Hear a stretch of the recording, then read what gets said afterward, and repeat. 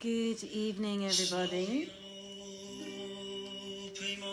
I'm back by the fire again. Oopsie. So I'm going to do my usual inviting two groups on, and then we can get started.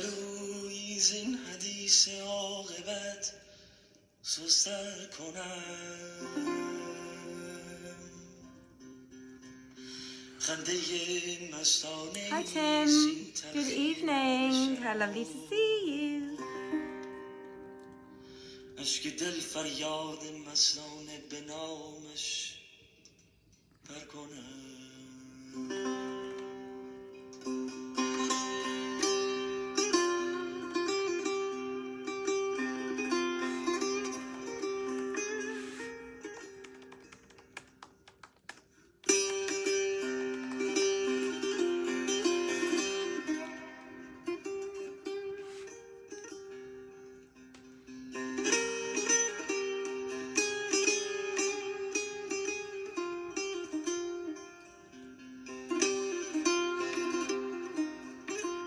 One more group I'm going to share to, and then we will get going.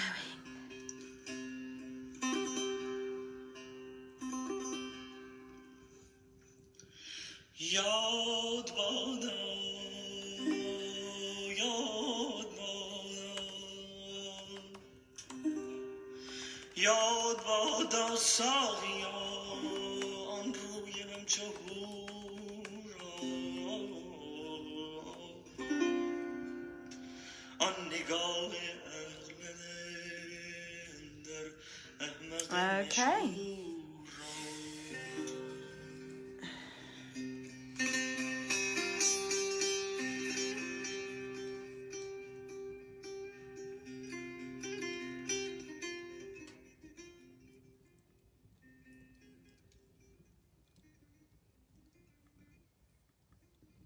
So, sorry everybody. Hello, good evening for those of you who are joining or are watching from somewhere else, either now straight away or later on, and you've never met me before. My name is Joanna Godwin-Seidl, and I am your host this evening for the reading of 1001 Nights. We are coming to the end of book 4. I actually thought it was already starting book 5 this evening, but it turns out we've still got a couple of chapters to go. I don't know whether I'll manage them all this evening, because it would be a whole 11 pages, and that's quite a lot of reading to do and a long time for you to have to listen in. So let's see how we go. The beautiful music that you heard a moment ago was the music of Caliph, who is our music director and who is creating an album for the 1001 Nights. And that song was called Went. You can find it on YouTube, and there are links all over the Facebook Vienna Theatre Project page where you can get him too. So, good evening. Thank you very much for the likes. Do feel free, while you're listening to the reading, to like, to love, to care, to hate. Whatever it is, do feel you can interact. I won't be able to answer as I'm reading, obviously, because I will be reading. But it's lovely to hear back from you. Make comments if you want to. Yes, so without further ado, I will start. And yes, behind me, we're at the fire again today.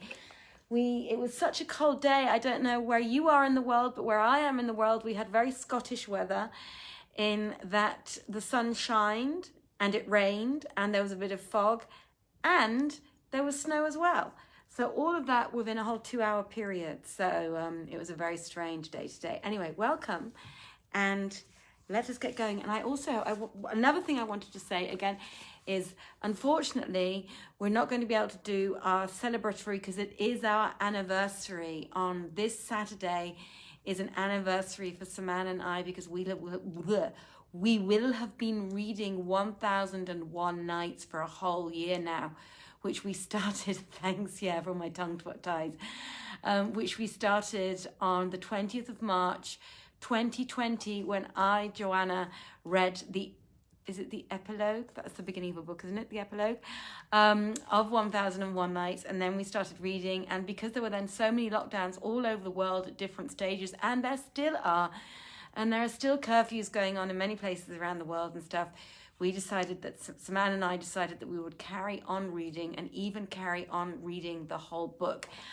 This is normally my little folder that we use and we got last time for the special reading for our special readings, but it's so beautiful. And we won't unfortunately be able to have our anniversary reading until April because of other commitments that we have work-wise. So I thought I'd bring it out again tonight. This beautiful, beautiful, beautiful little reading folder here, text folder, is from a company called Verklempt. That's FAIRKLEMMT, verklempt.de. And they have not paid me to do this advertisement, but they work with, I think, biodegradable paper, recycled paper. It's all fair trade, and a lot of the people who work within the company are people with disabilities. So when you get your beautiful little folders, and you can choose from many, if you go onto their website, you can choose from many absolutely gorgeous looking folders. This is the one that we chose for 1001 Night because it's got maps of the world all over it. So it's like a travel map. And we thought that would be very nice for the 1001 Night books. There's so much traveling going on in it. And but verklempt.de, and they have very, very beautiful folders and other stuff as well. Do go and take a look because you'll be supporting people with disabilities who are working, and you will also be supporting a company that uses recycled paper and so on and so forth. So it's a good thing. So me and my fire are going to start now finally. And because I've talked so much, of course, again, I need to have a glass of water.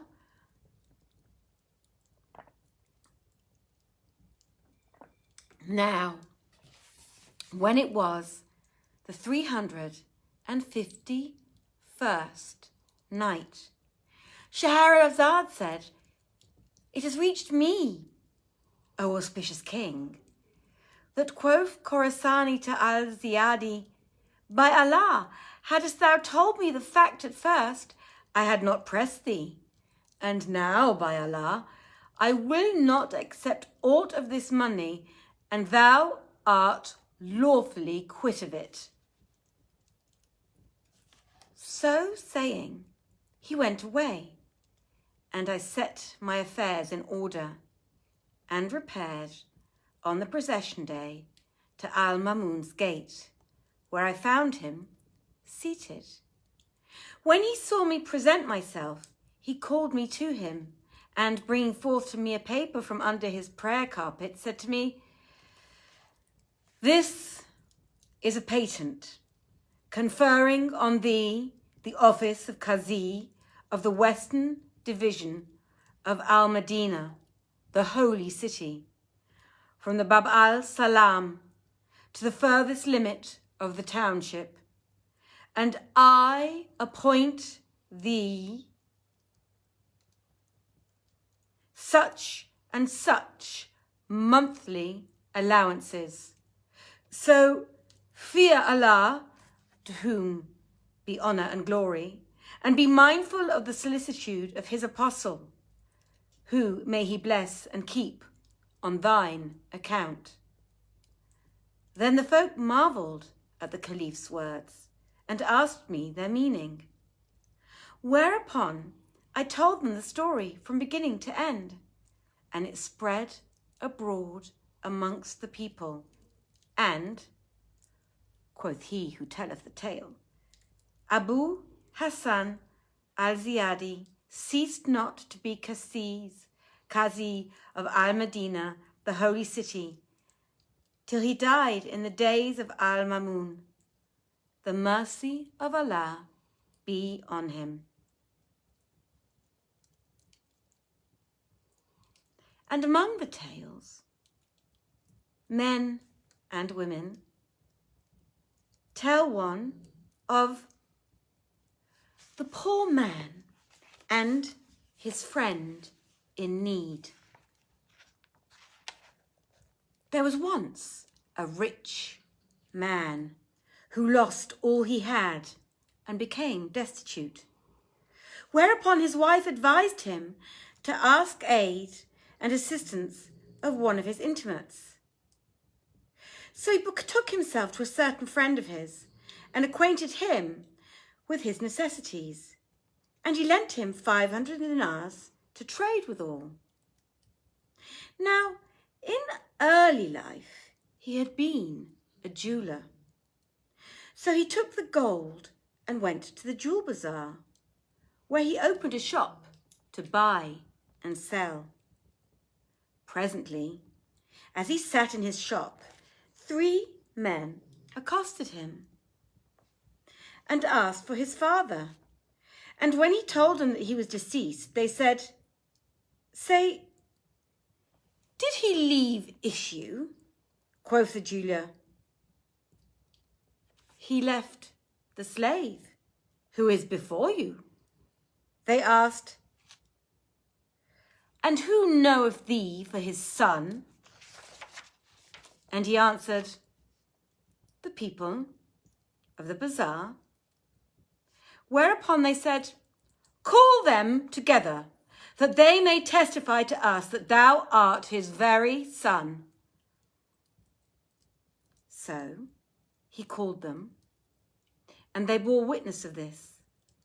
Whereupon the 3 men delivered to him a pair of saddlebags containing 30,000 dinars, besides jewels and bullion of high value, saying, "This was deposited with us in trust by thy father."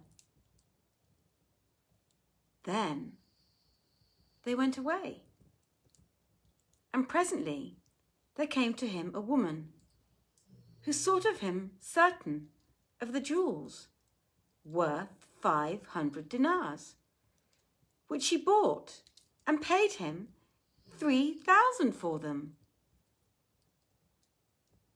Upon this, he arose and took 500 dinars, and carrying them to his friend who had lent him the money, said to him, "Take the 500 dinars I borrowed of thee, for Allah hath opened to me the gate of prosperity."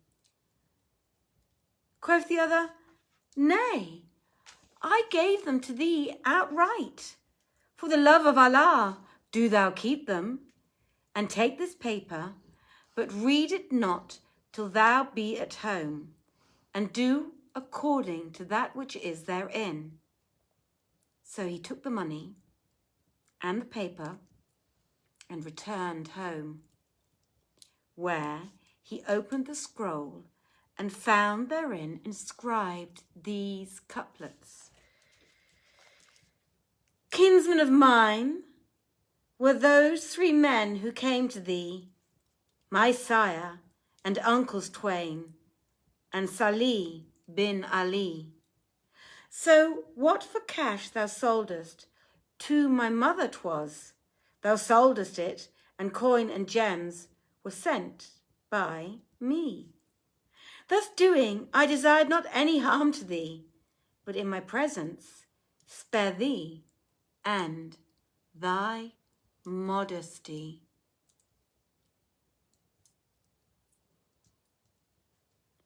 And they also recount the story of the ruined man who became rich again through a dream. Now that sounds like something really positive and great, doesn't it? I think I'm going to go to bed straight after this one and hope I dream and get rich again. The ruined man who became rich again through a dream. Shoulders. Yeah, I know, right? It's kind of hot with the fire behind me, I have to say. There lived once in Baghdad a wealthy man and made of money, who lost all his substance and became so destitute that he could earn his living only by hard labour. One night he lay down to sleep, dejected and heavy-hearted, and saw in a dream a speaker who said to him, "Verily, Thy fortune is in Cairo. Go thither and seek it. So he set out for Cairo, and when he arrived there, evening overtook him, and he lay down to sleep in a mosque. Presently, by decree of Allah Almighty, a band of bandits entered the mosque and made their way thence into an adjoining house.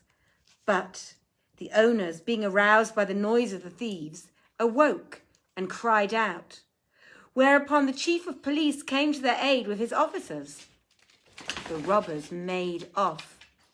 But the wali entered the mosque, and finding the man from Baghdad asleep there, laid hold of him and beat him with palm rods, so grievous a beating that he was well nigh dead. Then they cast him into jail, where he abode 3 days, after which the chief of police sent for him and asked him,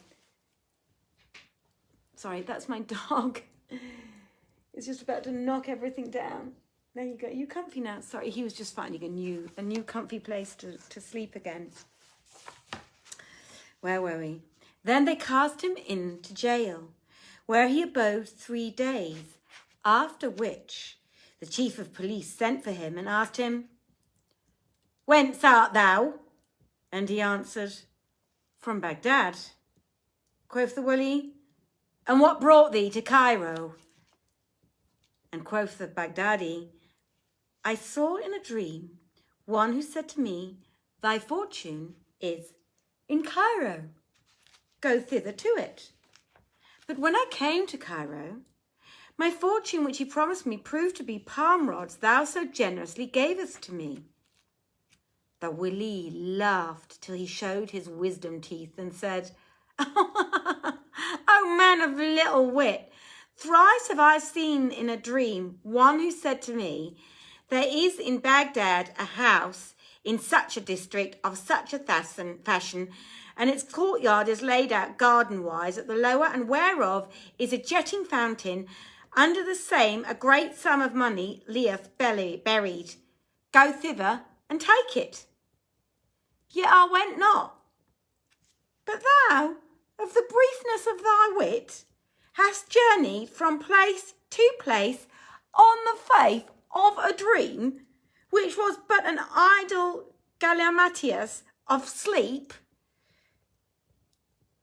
Then he gave him money, saying, Help thee back herewith to thine own country.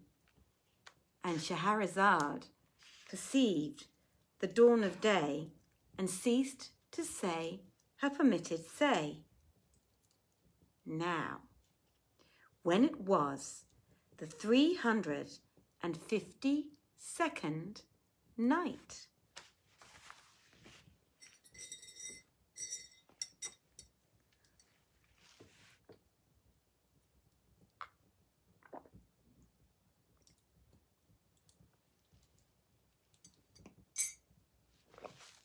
she said, It hath reached me, O auspicious king, that the wali gave the Baghdad man some silvers, saying, Help thee back herewith to thine own country. And he took the money and set out upon his homewards march.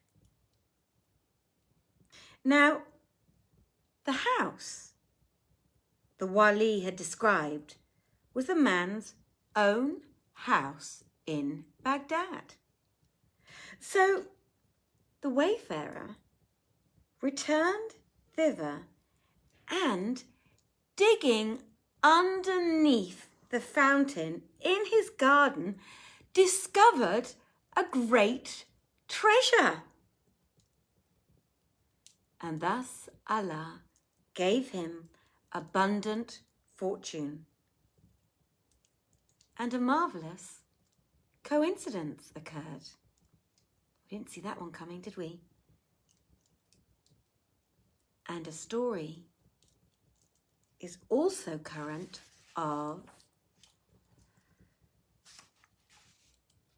Caliph Al-Mutawakkil and his concubine, Mahbubah.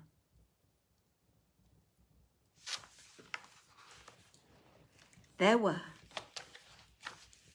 in the palace of the Caliph Al-Mutawakkil, Alala, 4,000 concubines, whereof 2,000 were Greeks, and other 2,000 slave-born Arabians and Abyssinians, and Obaid ibn Tahir had given him 200 white girls and a like number of Abyssinian and native girls.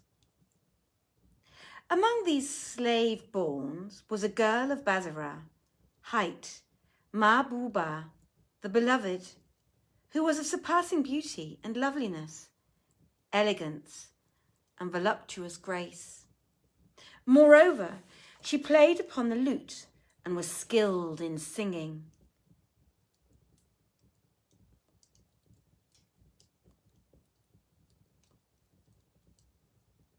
Mahbubah, beloved, who was of surpassing beauty and loveliness, elegance and voluptuous grace. Moreover, she played upon the lute and was skilled in singing and making verses and wrote a beautiful hand, so that Al-Mutawakkil fell passionately in love with her and could not endure from her a single hour. But when she saw this affection, she presumed upon his favour to use him arrogantly. Wherefore he waxed exceeding wroth with her and forsook her, forbidding the people of the palace to speak with her. She abode on this wise some days, but the Caliph still inclined to her, and he arose one morning and said to his courtiers, I dreamt last night that I was reconciled with Mahbubah. They answered, Would Allah this might be on wake? And as they were talking, behold, in came one of the Caliph's maidservants and whispered to him. So he rose from his throne and entered the seraglio. For the whisper had said, Of a truth, we heard singing and lute playing in Mahbubah's chamber, and we knew not what this meant. So he went straight to her apartment, where he heard her playing upon the lute and singing the following verses. I wander through the palace, but I sight there not a soul, to whom I may complain, or will change a word with me. 'Tis as though I'd done so grievous rebel indeed, wherefrom can no contrition e'er avail to set me free. Have we no intercessor here to plead with King, who came in sleep to me and took me back to grace and amity? But when the break of day arose and showed itself again, then he departing sent me back to dree my privacy. Now, when the Caliph heard her voice, he marvelled at the verse, and yet more at the strange coincidence of their dreams, and entered the chamber. As soon as she received him, she hastened to rise and throw herself at his feet, and kissing them said, By Allah, O my Lord, this hap is what I dreamt last night, and when I awoke, I made the couplets thou hast heard. Replied Al-Mutawakkil, By Allah, I also dreamt the like. Then they embraced and made friends, and he abode with her 7 days with their nights.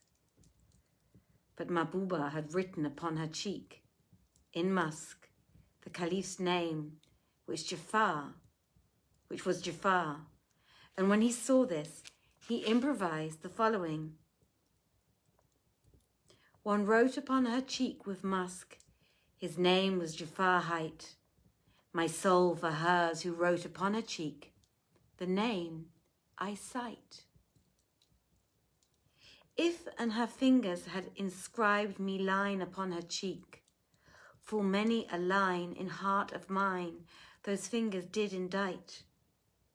O thou, whom Jafar, soul of men, possesseth for himself, Allah fill Jafar, stream full draught, the wine of thy delight.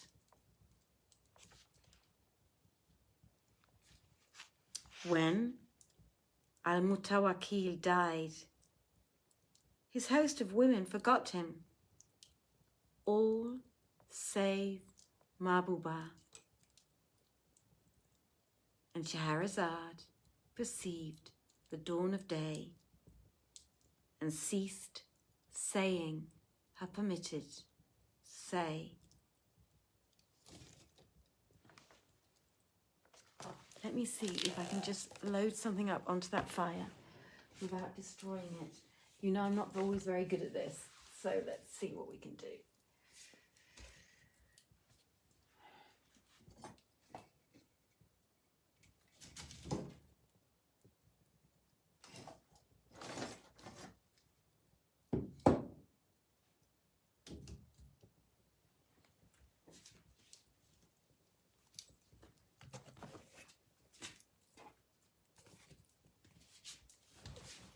Let's hope.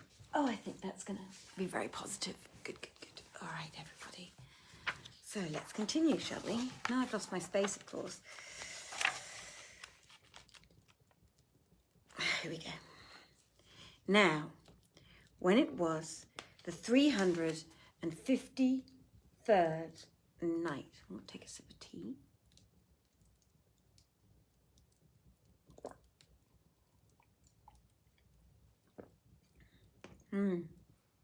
My hands smell, you know, some whiskies have a really sort of smoky and peaty smell to them. My fingers, it's very nice.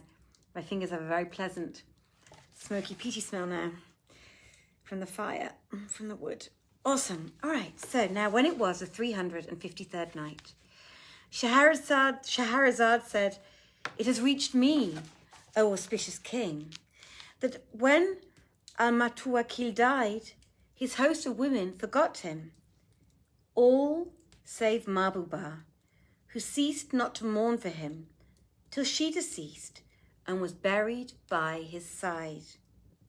The mercy of Allah be upon them both." And people also tell the tale of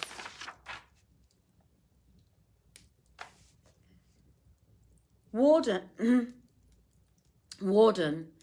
the butcher, his adventure with the lady and the bear. There lived once in Cairo, in the days of the Caliph Al-Hakim, a butcher named Wardan, who dealt in sheep's flesh, and there came to him every day a lady and gave him a dinar, whose weight was nigh 2.5 Egyptian dinars, saying, "Give me a lamb." So he took the money and gave her the lamb, which she delivered to a porter she had with her, and he put it in his crate, and she went away with him to her own place.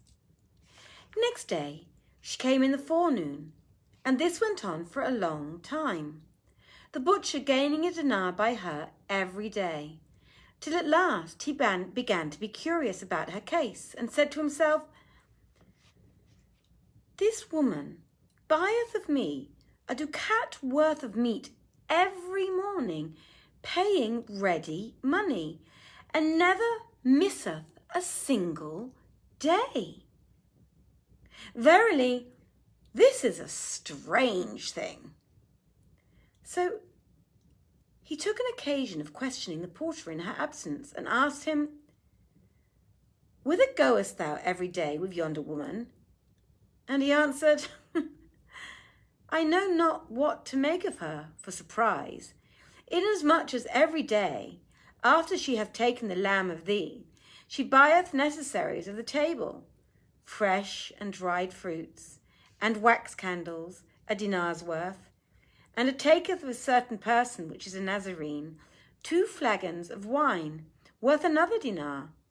And then she leadeth me with the whole, and I go with her to the wazir's gardens, where she blindfoldeth me, so that I cannot see on what part of earth I set my feet. And taking me by the hand, she leadeth me, I know not whither. Presently she saith, Set down here.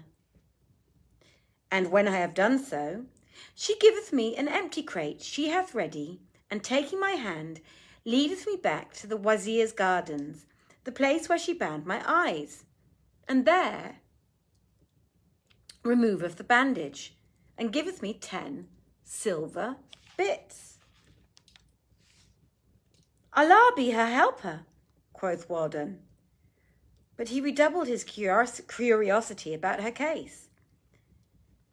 Disquietude increased upon him, and he passed the night in exceeding restlessness. And quoth the butcher, Next morning she came to me as of custom, and taking the lamb, for which she paid the dinar, delivered it to the porter and went away. So I gave my shop in charge to a lad and followed her without her seeing me. And Scheherazade perceived the dawn of day and ceased saying her permitted say. Now, when it was the 300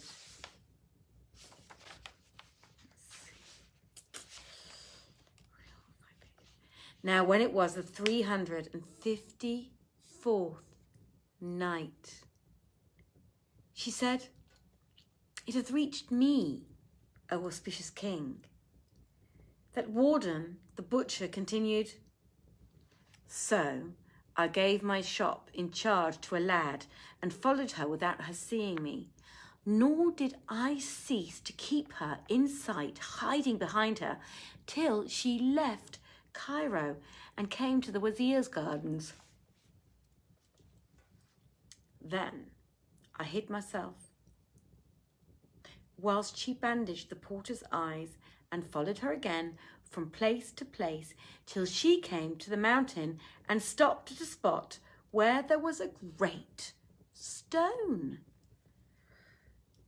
Here she made the porter set down his crate, and I waited whilst she conducted him back to the wazir's gardens, after which she returned and, taking out the contents of the basket, instantly disappeared.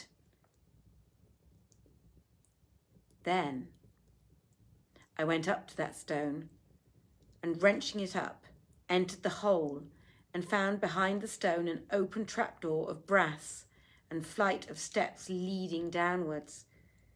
So I descended little by little till I came to a long corridor brilliantly lighted, and followed it till I made a closed door, as it were the door of a saloon. I looked about the wall sides near the doorway till I discovered a recess with steps therein. Then climbed up and found a little niche with a bull's-eye giving upon a saloon. Thence I looked inside and saw the lady cut off the choicest parts of the lamb, and laying them in a saucepan, throw the rest to a great big bear, who ate it all to the last bite. Now, when she had made an end of cooking, she ate her fill, after which she set on the fruits and confections, and brought out the wine, and fell to drinking a cup herself, and giving the bear to drink in a basin of gold. And as soon as she was heated with wine, she put off her petticoat trousers, and lay down on her back.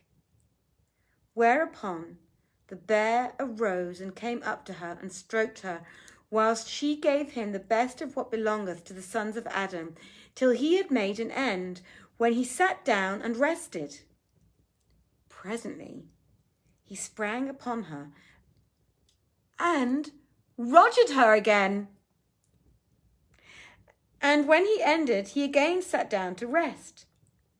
And he ceased not doing till he had futtered her 10 times.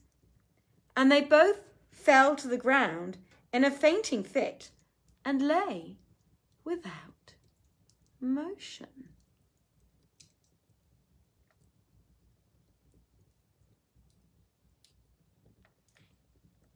Then quoth I to myself, now is my opportunity. And taking a knife I had with me that would cut bones before flesh, went down to them and found them motionless, not a muscle of them moving, for their hard swinking and swiving. So I put my knife to the bear's gullet and pressed upon it till I finished him by severing his head from his body.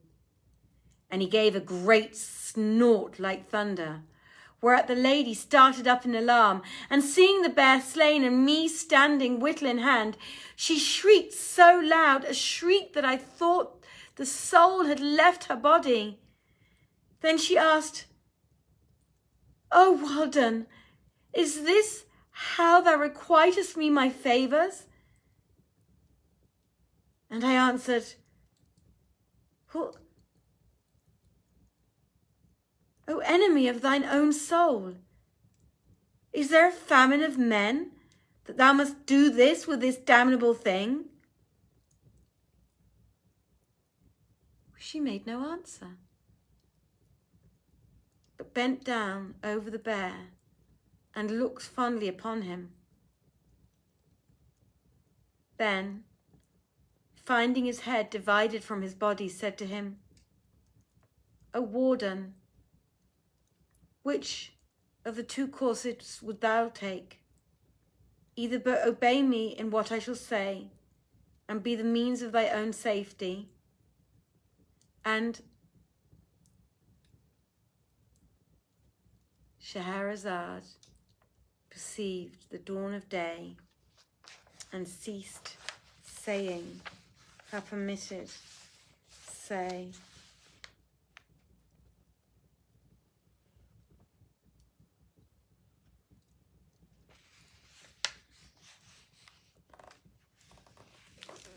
Dear friends, I am going to leave you there this evening with that one and let Saman finish off book 4. It's amazing. Can you imagine? We've now got through 4 books in 1 year, and each book is about, thank you very much for the likes. Thank you so much, and the hearts. It's always so pleasing when we get positive feedback. This book was actually, I think it was a little bit of a shorter one. It was 300 pages. 300 pages. So, yeah, we've read about 1,200 pages or so, I think, so far. A little bit more, I would say, because some of the books were up to 400 pages long, I think. Anyway, it's it's really interesting. Who knew? Honestly, I'm going to have a little chat with you as I've read now. I hope you don't mind, but this evening the fire is so warm. I've got my cup of tea here, still keeping warm by the fire, and some water, so I'm going to have a little chat. I never knew a year ago that I would be doing this. This time last year, I had this vague idea that I would start reading 1001 Nights, and it must have been around now, actually, that I made the phone call, or maybe it was next week, because we started reading, as I said, on the 20th of March. We started reading together. So it must have been Oh, you're really, really welcome, Tim. You're really, really welcome. As I said, I had no idea last year, you know, I'm going to get a bit emotional now. Last year, I just had this, you know, I was sitting at home and for those of you who listen in but don't know what Vienna Theatre Project is or who I am, I run a theatre company here in Vienna in Austria. And I was actually one of the luckiest people because I actually managed to get one show in last year before the lockdown due to the pandemic. And bizarrely, they kind of opened up everything again in July and August. But of course, you know, it was too difficult for a lot of shows to really get going unless it was a really, really small ensemble. So the big houses couldn't. And of course, you know, anyone else, like the theatre that I work in, Theater Drachengasse, needed time, as I needed time to do rehearsals. So we did. We did rehearsals then in August and September for a musical called Nina Simone's For Women. A beautiful, beautiful play. The first play we did in February was The Mountaintop, which was very, very beautiful, about Martin Luther King. Very funny, very moving. And then we did Nina Simone's For Women, also very beautiful and very moving. This time also with singing. It was kind of like a musical with Nina Simone songs. And I was very lucky to get both of those in. And then the lockdown happened again. I've had 3 other shows cancelled so far.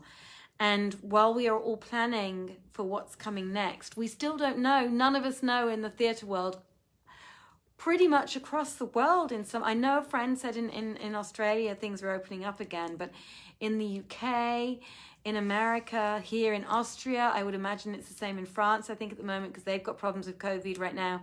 In so many places all over the world, theatre and even the film industry has been very, very hard hit by COVID, and a lot of entertainers have been out of work for a year, right? So I was very lucky that I got 2 shows in, but I have had 3 cancelled. So that's 3 big jobs that unfortunately got cancelled. And anyway, but when I hit the first lockdown, I just thought, I can't sit around. And what am I going to do for a year? You can't just go out and get a job, because a lot of other people who were hit by the pandemic and needed to go out and get a job also went out looking for jobs, you know, and it was, there were literally queues of people waiting to get jobs in supermarkets and places like that, or jobs at COVID stations and I don't know what else, hotline places and stuff. So it's been very, very, very strange. And I thought, well, I have to do something. And then I thought, well, I can read online, but what am I going to read? Well, first of all, being in the theatre industry, I do know that you get a lot of problems with copyright, with stories that you read, because obviously they belong to somebody. I can't just go out and read somebody's story without asking them, without paying for it. And that becomes a very, very difficult, continuous process to have to do that. And then ever since, I cannot remember when, I have always wanted to read 1001 Nights. It's been a book where I've always thought, I wonder what this book is like. It's, you know, the Disney films look really nice and fun and dancey. And this is just really interesting. And I've always wanted to, it's always been for as long as I can remember, I have always wanted to start reading 1001 Nights, but never ever had the time to get round to it. And suddenly I thought, well, I've got the time now, and even better, I'll read it online, so that anybody who wants to listen in on any given night, or listen in all the time, it doesn't matter when, can read it with me. And then Saman and I spoke on the phone, and I said to Saman, I want to do a reading. And she was like, me too. And I said, what do you want to read? Because I want to read 1001 Nights. And she was like, oh my goodness, I was going to read that in German. And that's how we ended up reading this together. And in the meantime, since the beginning of last year, we have had over 3 million clicks on the Vienna Theatre Project page as a result of 1001 Nights and a couple of other things that I did. We've had beautiful readings in beautiful hotels. I re-met Kamyab, who very, very kindly agreed to do music for us. And now we have very beautiful live music. We have very, very beautiful live music that we listen to, that Kamyab creates for us as well. So it's been a really, very, really lucky and very beautiful journey to a certain extent. A little bit sad sometimes too, because of course us theatre people would all absolutely love to be on stage ultimately, and I would love to be directing plays, and I would love to have already been in the play that I was going to be in. And here's my dog. I don't know if you can see his head because I'm wearing black and he's black. You can't see him, but there he is. It's Georgie, everybody. I can't have Georgie sit on my lap like Saman has her cat sit on her lap, because Georgie is a great big, I'm not going to say fat, but I'm going to close my ear. I'm going to close his ears when I say fat dog. But he's not. You're not fat, are you? Because you go for long walks in the wood every day. Do you want to sit down? Do you want to sit down? So he's come. He said, right, enough of your talking. Enough of your talking, says Georgie. He says, I want a stroke. So I don't know whether you can, let me see if I can, there he is. Say hello, Georgie. Look. That's my doggy, everybody. He has got the most beautiful, beautiful eyes. And he's an absolute sweetheart. He's the sweetest dog you could possibly imagine. Oh, but what are you doing? Oh, you knocked my book over. That's okay. Right, you can go away now, though, and go and chew on your bone. That's a good idea. So anyway, so it's been a very interesting journey. And as I say, we are hitting, I'm closer now. Well, this is a much better position, wasn't it? I should have got into this position to begin with. We are reaching our we are reaching our 1 year anniversary. Unfortunately, as I said, we won't be able to do it in March because of time constraints, which we have, but we hope in April to be able to get our beautiful anniversary. And this time, we've got some special surprises, which I won't give away. Obviously, Kamyab will be playing live with us again, which is going to be an absolute treat. We will be, this I can give away, but I won't give away anything else. We will be at the Palais Hansen Kempinski again, because we really, really love working with them. It's always a very, very beautiful experience to work with the Palais Hansen Kempinski, as it has been with all of our partners. Everybody who sponsors us is always, we are always very, very grateful for all the support we get. You can sponsor us too, by the way, as you know, paypal.me/Vienna Theatre Project, and you can give us 50 cents. I don't know whether you can actually donate as little as 50 cents on PayPal. It seems like it wouldn't be possible, but you never know. 50 cents, €1, 10 euros, 1,000 euros, 100,000 euros. Yes, you could donate to us. You could donate to us €1 million just because you like us so much and you're super rich and you need to tax deduct your money. Well, come and tax deduct it with us. Friends, as usual, it has been an absolute pleasure. Thank you very, very much for the likes. Thank you very much for the hearts and the little hugs. Thank you for listening in. It's been a real pleasure. And I will see you again on, today's Tuesday, I will see you again on Thursday. Reading maybe, really, this time, the 5th book. So it's good night from Georgie.